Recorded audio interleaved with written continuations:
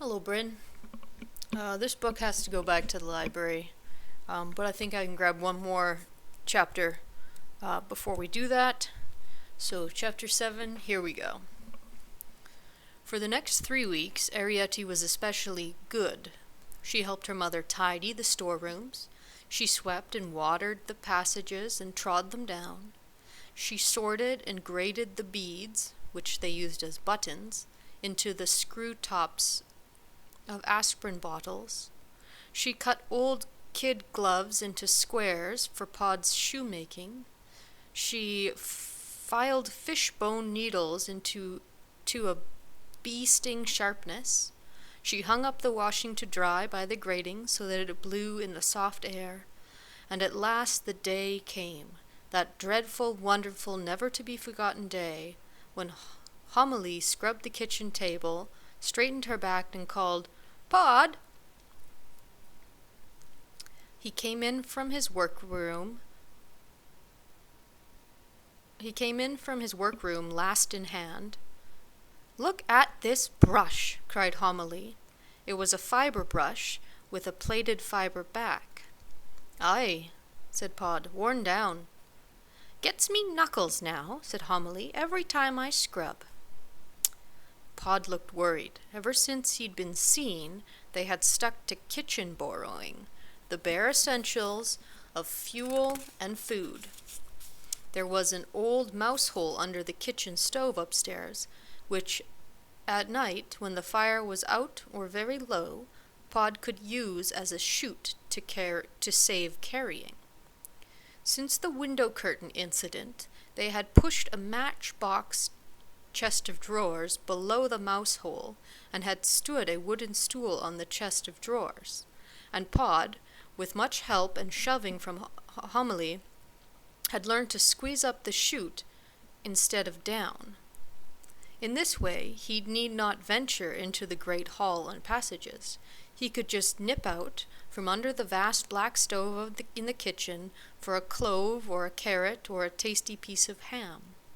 But it was not a satisfactory arrangement. Even when the fire was out, often there was hot ash and cinders under the stove, and once, as he emerged, a great brush came at him wielded by Mrs. Driver, and he slithered back on top of Homily, singed, shaken, and coughing dust.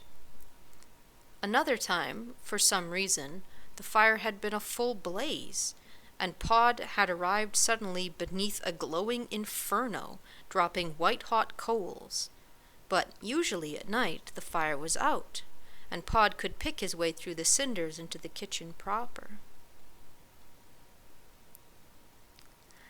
"Miss Driver is out," Homily went on. "It's her day off, and she—" They always spoke of Aunt Sophie as she. "And she is safe enough in bed." "It's not them that worries me," said Pod. "Why?" exclaimed Homily sharply. "The boy's not still here." "I don't know," said Pod. "There's always a risk," he added. "And there will always be," retorted Homily, "like when you was in the coal cellar and the coal cart came." "But the other two," said Pod, "Mrs. Driver and her, I always know where they are." "As for that," exclaimed Homily, "a boy's even better. You can hear a boy a mile off. Well," she went on after a moment, "please yourself, but it's not like you to talk of risks." Pod sighed. "All right," he said, and turned away to fetch his borrowing bag. "Take the child," called Homily after him. Pod turned. "Now, Homily," he began in an alarmed voice. "Why not?" asked Homily sharply. "It's just the day. You aren't going no farther than the front door. If you're nervous, you can leave her by the clock, ready to nip underneath, down the hole. Let her just see, at any rate. Arrietty!" As Arrietty came running in, Pod tried again. "Now listen, Homily," he protested. Homily ignored him. "Arrietty," she said brightly, "would you like to go along with your father and borrow me some brush fiber from the doormat in the hall?" Arrietty gave a little skip. "Oh," she cried, "could I?" "Well, take your apron off," said Homily, "and change your boots. You want light shoes for borrowing. Better wear the red kid." And then, as Arietti spun away, Homily turned to Pod. "She'll be all right," she said. "You'll see."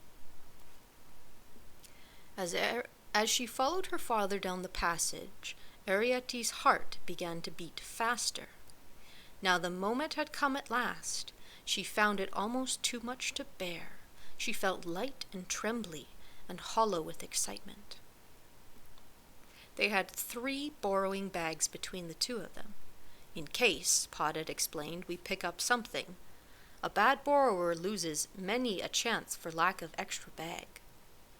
And Pod laid these down to open the first gate, which was latched by a safety pin.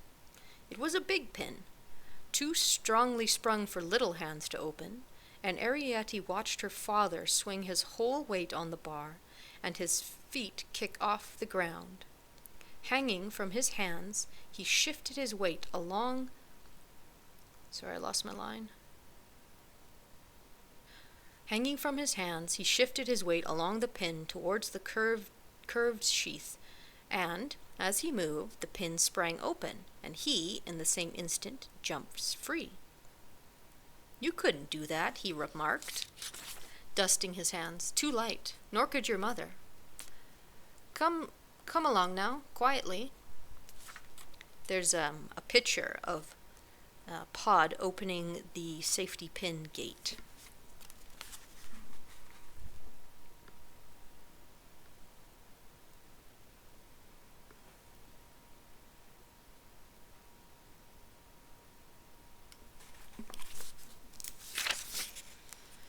There were other gates, all of which Pod left open.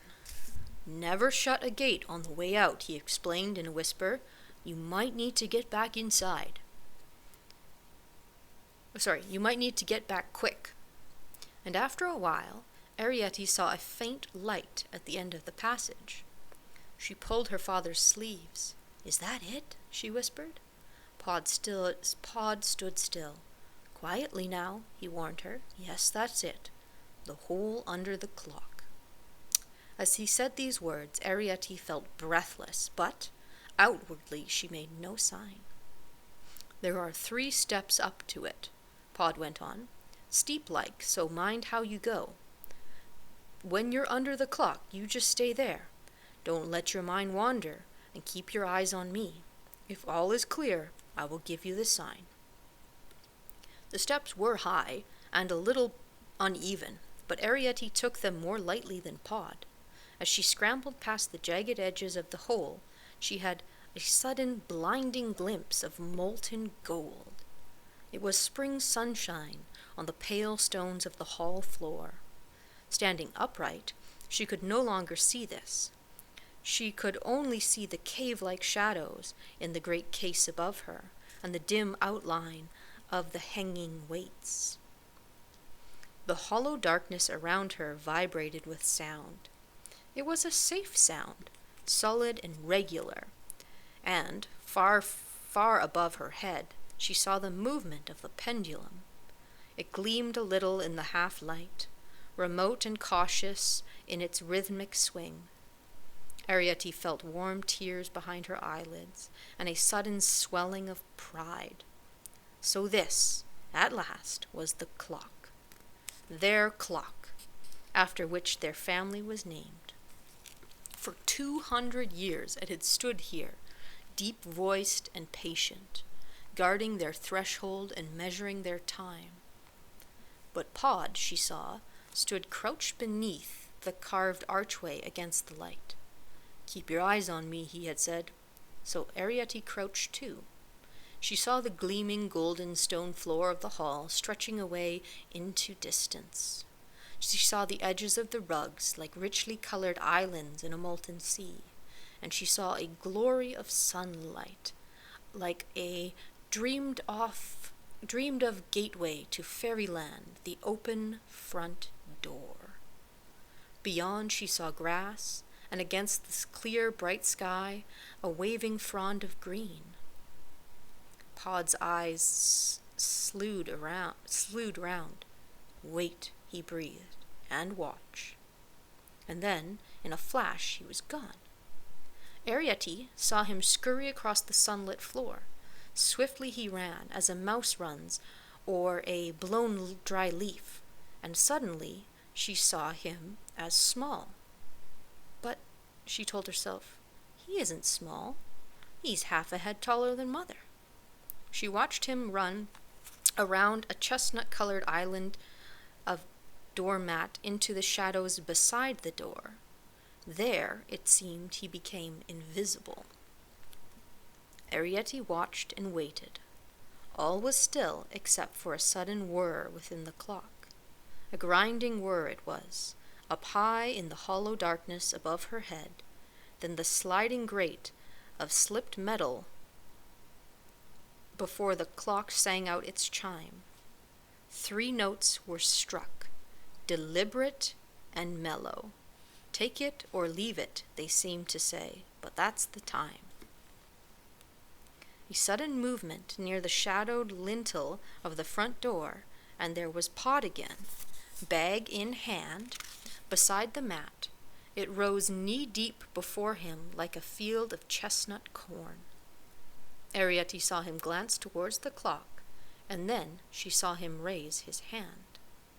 Oh, the warmth of the stone flags as she ran across them, the gladdening sunlight on her face and hands, the awful space above and around her. Pod caught her and held her at last, and patted her shoulder. There, there, he said. Get your breath, good girl. Panting a little, Arrietty gazed about her.